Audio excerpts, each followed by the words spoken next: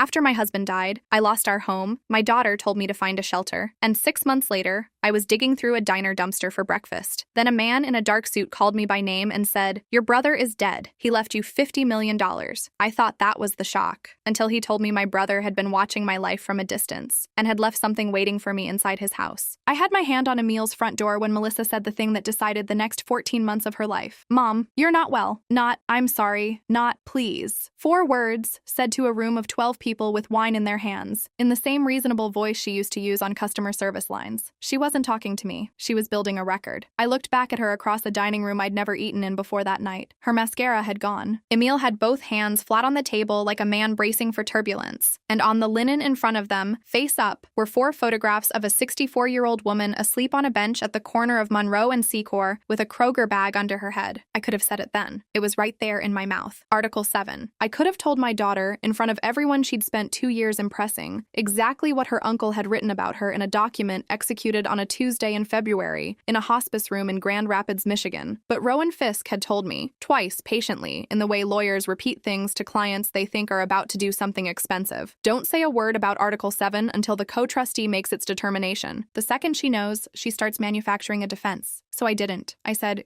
"Good night, Melissa." And I walked out into a June night that smelled like cut grass and somebody's charcoal grill. And I got into a rented Nissan Altima that still had the plastic on the seats. And I sat there with my hands on the wheel for probably 4 minutes before I could make them work. That was the last time I was ever inside my daughter's house. The flight out of Detroit the next morning was 41 minutes in the air. That's it. 41 minutes between the life where I counted quarters for the laundromat on Dorr Street and the life where a man in a gray suit met me at the gate in Grand Rapids and asked whether I preferred the sedan or the SUV. Rowan Fisk was 43, 19 years at Fisk and Lindqvist, and he had the specific, exhausted courtesy of a man who spends his working life telling people that someone they loved is gone, and also that there's paperwork. He'd been trying to find me since March 11th. 14 weeks. He'd run skip traces. He'd called the last 3 employers on my Social Security earnings record. He'd sent certified letters to an address that no longer belonged to me and gotten them back stamped in green ink. "Your daughter was the first call I made," he said on the drive. "March 18th. She gave me a phone number for you in Mesa, Arizona. I looked out the window at a golf course. Was there a woman on the other end? There was a disconnected line," he said, "which is what I told her. She said she'd look into it and call me back." Did she? No. I want to be honest about what I felt in that car, because I've had a lot of time to sit with it, and I don't think I'm entitled to make myself look better. What I felt was not rage. Rage came later and stayed a long while. What I felt was a kind of low, dull recognition. The way you feel when a doctor tells you a name for something you've been living inside for years. Oh, so that's the shape of it. Frank's house was on Reed's Lake, a long, low brick thing built in 1958 with a copper gutter gone green and a maple in front that had to be older than both of us. There were 3 cars in the drive and none of them were his. He'd driven a 2014 Chevy Silverado for 11 years, and it was still in the garage with 214,000 miles on it and a bag of water softener salt in the bed. That was the first thing that got me. Not the lake, not the square footage. A bag of salt in a truck bed, because a man with $50 million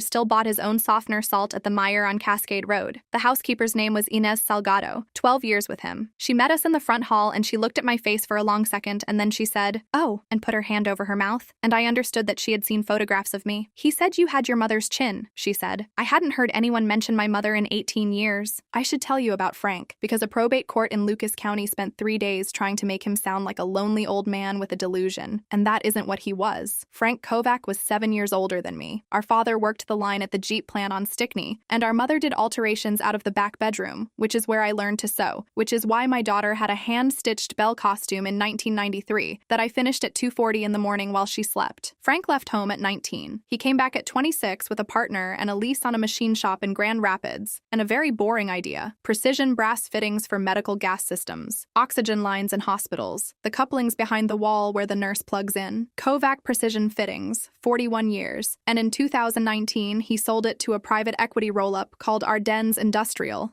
and never worked another day. He met my husband twice. The first time was Thanksgiving 1982. The second time was our wedding, August 6, 1983, at St. Hedwig's, and I have replayed 9 seconds of that day approximately 10,000 times since. Frank pulled me into the vestibule while my aunt was fussing with my veil, and he said, "Allie, he's into a guy at the Sandusky's for $1,100. He asked me for it Thursday. He asked me not to tell you." And I said, 21 years old, in a dress our mother made. You've never wanted me to have anything. He didn't answer. He stood there in a rented tuxedo and he let me say it. He came to the reception. He danced with our mother. He drove home that night and he never called again. And I never called him. And that was 41 years. 41 years. Over $1,100 and a sentence I said because I was young and scared and he was right. Ray was not a monster. I need that in here. Because the version of him that came out of that house, the version my daughter told at the funeral and afterward, the version everybody in my life accepted, including me, is a man who gambled away his family's home and lied about it for 11 years. And that version is about 40% true, and the other 60% killed him. Ray Miller was a service manager for a commercial HVAC company on Airport Highway for 26 years. He was the guy who went out at 4 a.m. in February when a nursing home lost its boiler. He remembered everybody's kids' names. He could not sit still in a movie theater, and he cried at car commercials, and he had a hole in him that he filled at the Hollywood Casino on Miami Street. And for most of our marriage, it was the size of a bad habit. A few hundred here, a Sunday he wouldn't talk about. I knew about that part. I want to be clear. I found the withdrawal slips in 2009. We had the worst 2 weeks of our marriage. He went to 6 meetings at a church on Glendale, and then stopped going. And it got better, and then it got quiet, and I decided quiet meant better. Here's what I didn't know. Between March 2014 and April 2022, $391,000 came out of the house at 1418 Wexford Drive, a cash-out refinance, a home equity line, and a second cash out. The last one, in 2018, required my signature because Ohio still recognizes dower and a non-borrowing spouse has to sign to release it. My signature is on it. I was in Cleveland on March 14th, 2018, my Aunt Bernadette's funeral. I have the hotel folio from the Hampton Inn on Rockside Road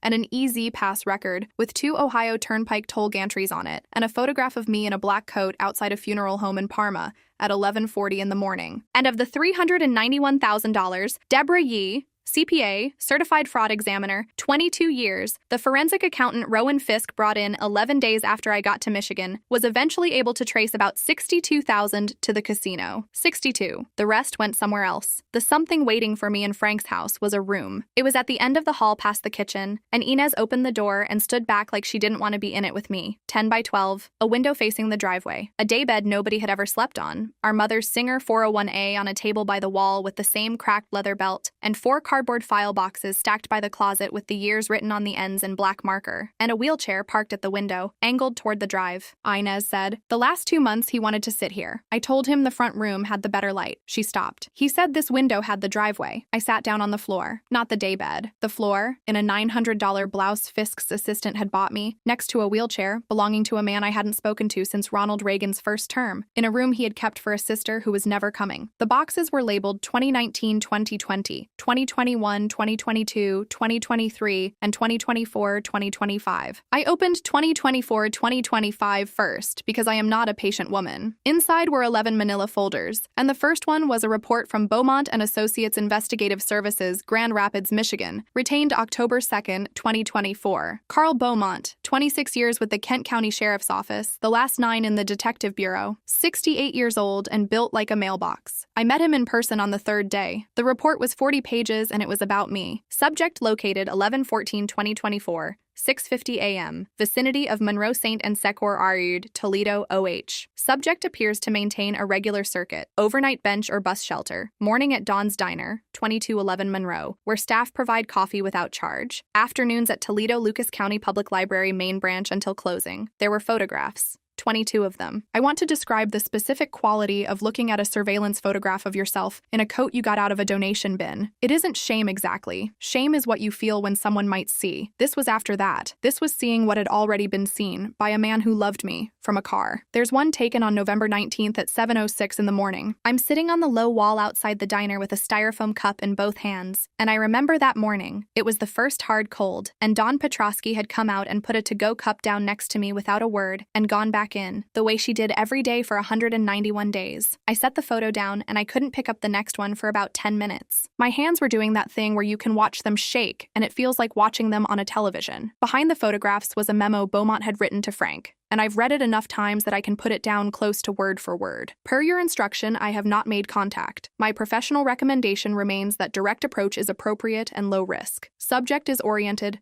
ambulatory, and does not present as intoxicated or impaired at any observation. She is a woman having a catastrophe, not a woman in decline. I understand your concern, how the approach will be received. I do not share it. She is a woman having a catastrophe, not a woman in decline. I understand your concern, how the approach will be received. I do not share it. Frank's answer was clipped to it, in his handwriting, on a sheet of Kovac precision letterhead he'd apparently never stopped using. Carl, I know, give me a week. Dated November 26th. There were 4 more like it. December 9th, December 30th, January 21st, each one a week. Each one a man dying of pancreatic cancer telling a retired detective to give him a week. The second folder was called Attempts, which is the single most devastating filing decision anybody has ever made. November 27th, 2024, a cashier's check. Fifth Third Bank, $25,000. Made out to Allison D. Miller, mailed certified to 1418 Wexford Drive, Toledo, returned. The green sticker says, not deliverable as addressed, unable to forward. The house had sold in a deed in lieu on November 8th. I had been out for 19 days. December 12th, 2024, a Western Union money transfer, $3,000. Sender Frank J. Kovac, recipient Allison D. Miller, hold for pickup at the agent location inside the Marathon station at Monroe and Douglas. It sat there for the full retention window and reverted on January 27th. I walked past that Marathon station 4 or 5 times a week. I bought a coffee in there when I had $1. $3,000 sat 16 feet from me for 45 days, and I didn't know, because there was no way for me to know, because the world had stopped having a way to reach me. And then, in the back of the folder, printed off a phone bill, a call log, 9 calls to a 490 number between March 18 and, no, wait, not March. That was Fisk. These were Frank's, October 2024 through February 2025. 9 calls to the cell phone of Melissa R. Brandt. The last one, February 2nd, 2025, was 26 minutes long. I want to tell you about the recorder because in court, Emil's attorney tried very hard to make it sound sinister, and it was the least sinister object in the state of Michigan. Frank had a Panasonic KXTGM digital answering system wired to his landline, the kind with the big buttons for people with bad hearing. After his second round of chemotherapy at the Lemon Holton Cancer Pavilion, his oncologist, Dr. Charles Vidmar, told him what he told every patient with chemotherapy-associated cognitive impairment. Write things down or record them, because you will not remember the phone call you had this morning about your own treatment. So Frank recorded his calls, all of them. Michigan is a one-party consent state. His attorney had confirmed it in writing in 2023, and the letter is in the file, because that is exactly the kind of man he was. There were 14 audio files on a thumb drive in a coin envelope. I listened to them on the 4th night in a house I didn't know, at the kitchen table, on a laptop Fisk's paralegal had set up for me, with Inez sitting across from me because she wouldn't let me do it alone. The one from February 2nd starts with Frank clearing his throat for 8 seconds. He couldn't get a sentence out without doing that at the end. Melissa, this is your Uncle Frank again. Kovac, your mother's brother. But I know who you are. I'm not going to take much of your time. I'm sick. I'm at the end of what they can do. I need to find your mother, and I need to do it in the next few weeks. And I'll be honest with you, I'm not going to be able to do it myself much longer. A pause. Then my daughter's voice. Warm, competent, the voice she uses at closings. Uncle Frank, I appreciate you calling. I really do. But Mom's fine. She's in Mesa with her friend Karen. She went out there after Dad passed, and honestly, it's been the best thing for her. She's got a little place. She's doing water aerobics. She's got a whole group. I'd like the number. She's asked us not to give it out. To her brother, especially, I think. I'm sorry.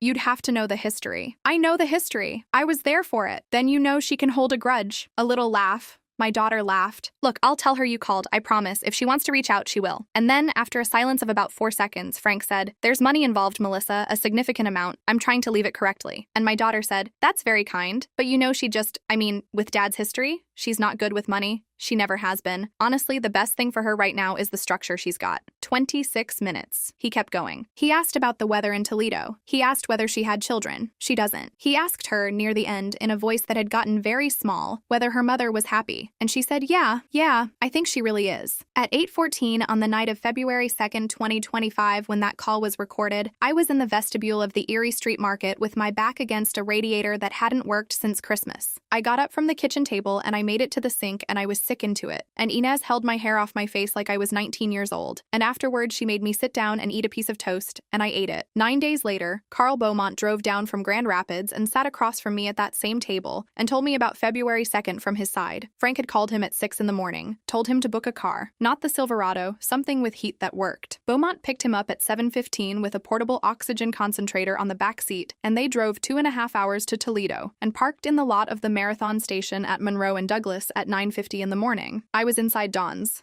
I had been since about 7. He had a canvas bag, Beaumont said. He had the check, he had a phone with a plan already on it, he had a folder of paperwork, and he had a photograph of the two of you as kids on a porch that he kept taking out and putting back. How long did you sit there? 2 hours and 10 minutes. I couldn't ask the next question, so he answered it. He asked me what he ought to say. I told him, Ms. Miller, I've done this a long time, and the honest answer to that question is always the same. I said, Frank, just say hello. Beaumont looked at the tablecloth, and he said, Carl, if I walk up to my sister looking like this, in a coat that cost more than her month, she's going to think I drove 4 hours to say I told you so. And then he said, take me home. He died on March 9th at 4:20 in the morning at Emmanuel Hospice with Inez and Rowan Fisk in the room. He was 71. He had signed the 4th codicil to his will on February 4th, 2 days after the parking lot, and that codicil is the one with Article 7 in it. Article 7 established the Melissa R. Brandt Trust, $4 million.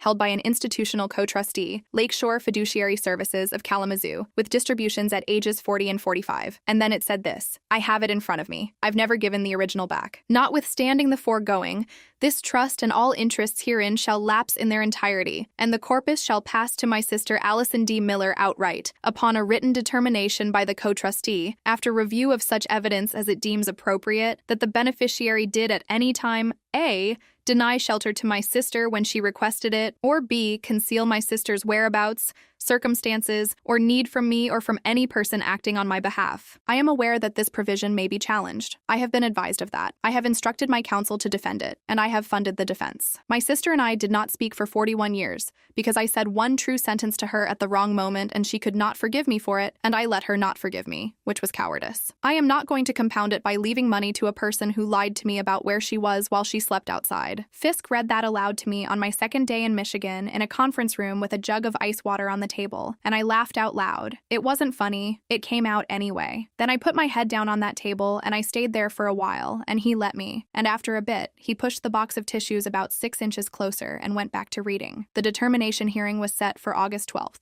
Lakeshore Fiduciary is a bank trust department. They move like a glacier, and they document everything. And Fisk said that was exactly what we wanted, because a glacier is very hard to argue with. We had until then. Beaumont's report, the attempts folder, the February sect recording, and then on July 1st, at 4:41 in the afternoon, Rowan Fisk called me, and his voice was different. Allison, are you sitting down? I'm going to stop liking that question. An emergency application for appointment of a guardian was filed this morning in the Lucas County Probate Court, case number 2025 GI 00111. The alleged incompetent is you. I sat down on the edge of Frank's daybed. The applicant is Melissa Brandt. The proposed guardian of the estate is Emil Brandt. It's an application for emergency guardianship under Ohio Revised Code 2111.02b, and they got an ex parte order this morning. It's good for 72 hours. There's a hearing Thursday at 9. On what basis? On the basis, he said, and I could hear him reading, that you experienced a documented period of homelessness and vagrancy of approximately 6 months' duration, that you have exhibited erratic and grandiose behavior, including public accusations against family members at a private gathering, that you have recently come into control of assets in excess of $50 million,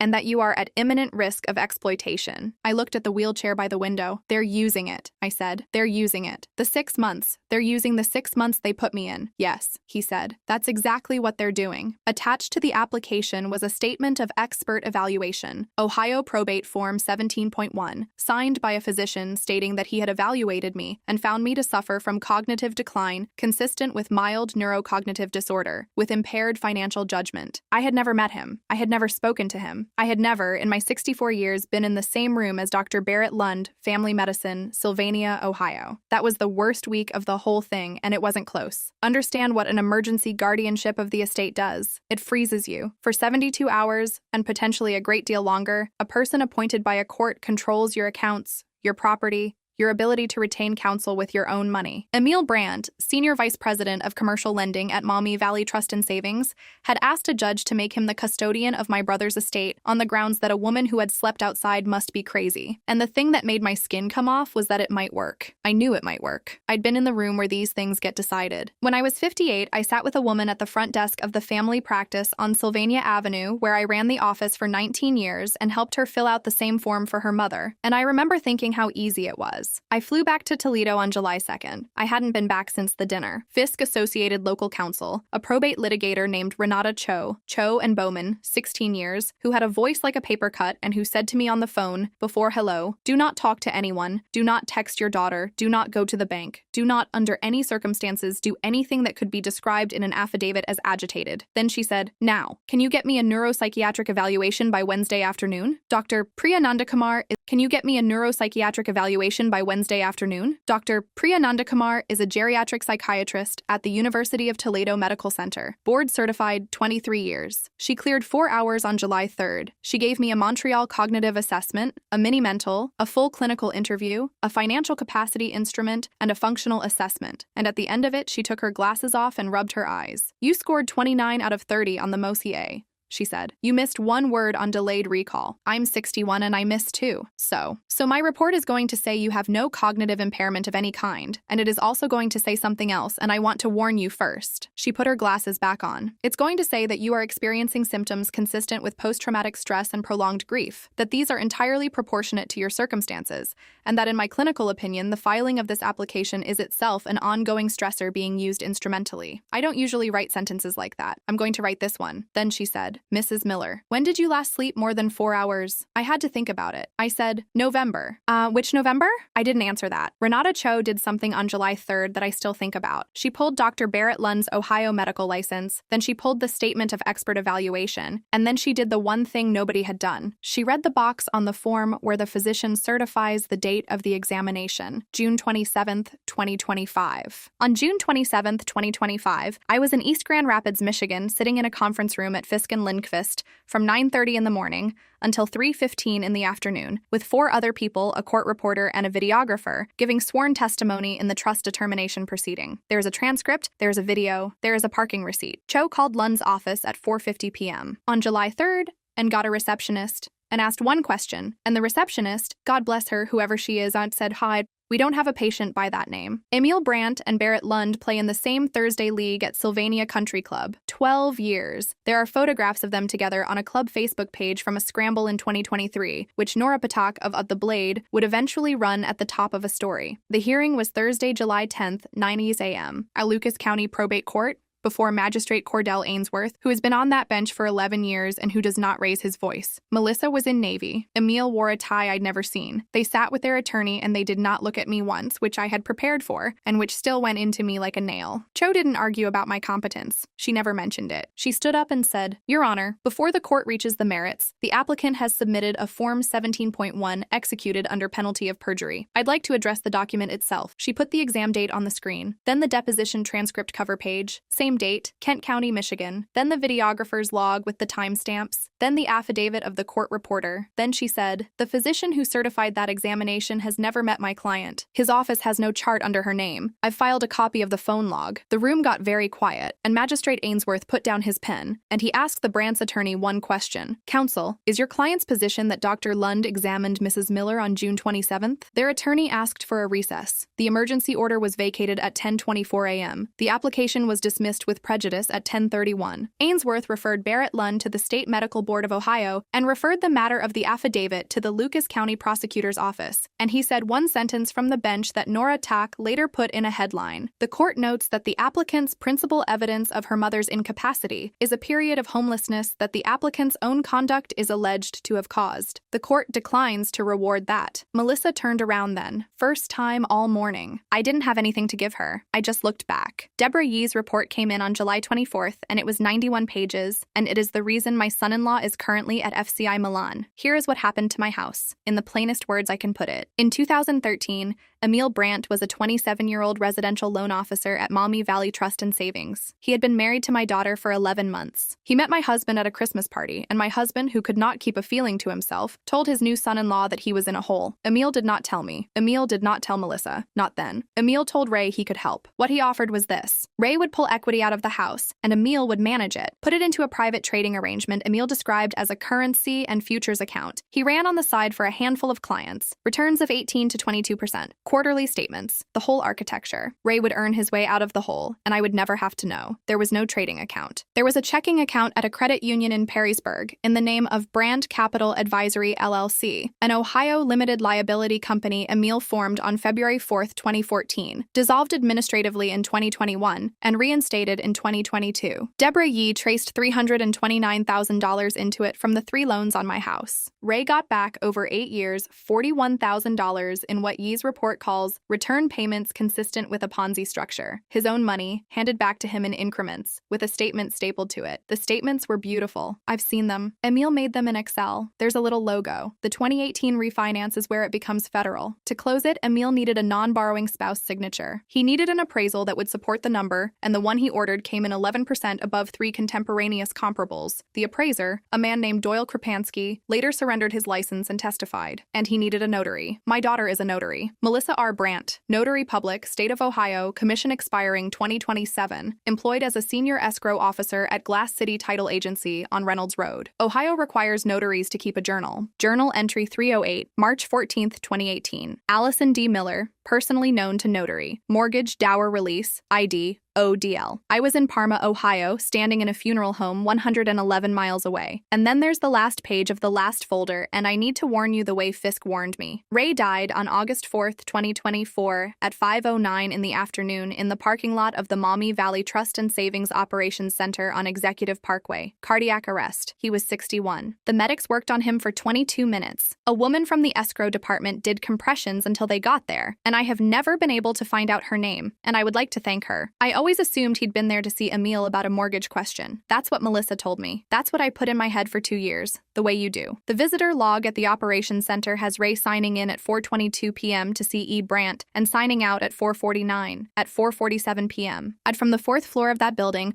my husband sent a text message, not to me, to a Grand Rapids landline that could receive texts belonging to a man he had met exactly twice, in 1982 and 1983. This is Ray Miller, Allison's husband. You were right in 1983. I'm telling her tonight. I'm telling her everything. I might need help after. Frank answered at 5:31 p.m. Call me when you have. I'll do whatever needs doing. F. Ray had been dead for 22 minutes. Frank called the house at 8 p.m. that night. I remember the phone ringing. I remember it ringing all night. The funeral home, Ray's brother, the insurance, 100 calls, and I let almost all of them go, and one of them was my brother. He called 4 more times that week. I never picked up a phone that week, and then he found out from an obituary in The Blade what had happened, and he hired Carl Beaumont in October, and everything after that is in the boxes. Ray was walking to his car to come home and tell me. He had 13 minutes left, and he spent 5 of them writing to the one person on earth who'd tried to warn me, to say, you were right. I've made a certain kind of peace with almost all of it. Not that. That one I just carry. The federal case took 11 months. Special Agent Nadia Okonkwo out of the FBI's Toledo resident agency caught it after Fisk and Yee walked a binder into the U.S. Attorney's office, and after the bank's own internal audit, a man named Grant Halloway,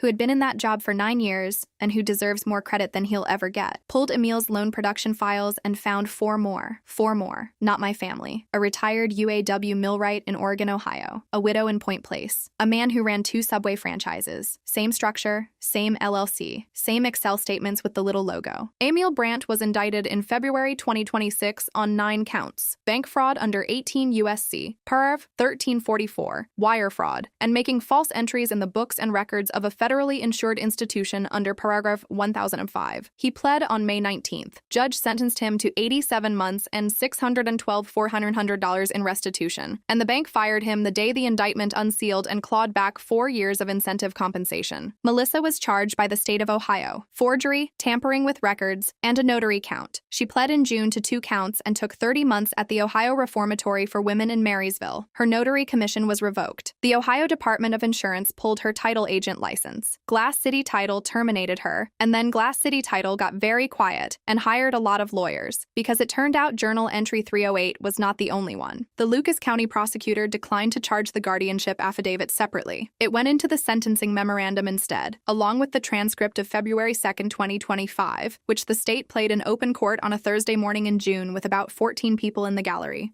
26 minutes. They played the whole thing. Nobody moved. When it got to, yeah, I think she really is. The judge The Honorable Marion Detweiler, 22 years on that bench, asked the clerk to back it up and play the last 90 seconds again. She listened to it with her eyes closed. Then she opened them and said, "Ms. Brandt, your uncle was on oxygen when he made that call." Lakeshore Fiduciary Services issued its written determination on August 19, 2025. 4 pages. No adjectives. Article 7 satisfied. The trust lapsed. $4 million fell back into the residue of the estate, which is to say, to me. I did not want it. I mean that in a way that's hard to convey. I sat in Fisk's office and looked at the letter, and I felt like somebody had handed me a receipt for my daughter. 14 months. I live in Frank's house. I tried not to for a while. It felt like wearing a dead man's coat. And then one morning in October, I was standing in the kitchen at 6 a.m. Looked at the letter, and I felt like somebody had handed me a receipt for my daughter. 14 months. I live in Frank's house. I tried not to for a while. It felt like wearing a dead man's coat. And then one morning in October, I was standing in the kitchen at 6 a.m. watching the light come off the lake, and I thought, he bought this so somebody could stand here. And I stopped fighting it. Inez still comes 3 days a week. We argue about it. She's winning. I bought the building at 2211 Monroe Street in Toledo in September, and the 2 next to it. And Dawn Petrosky still runs the diner and always will.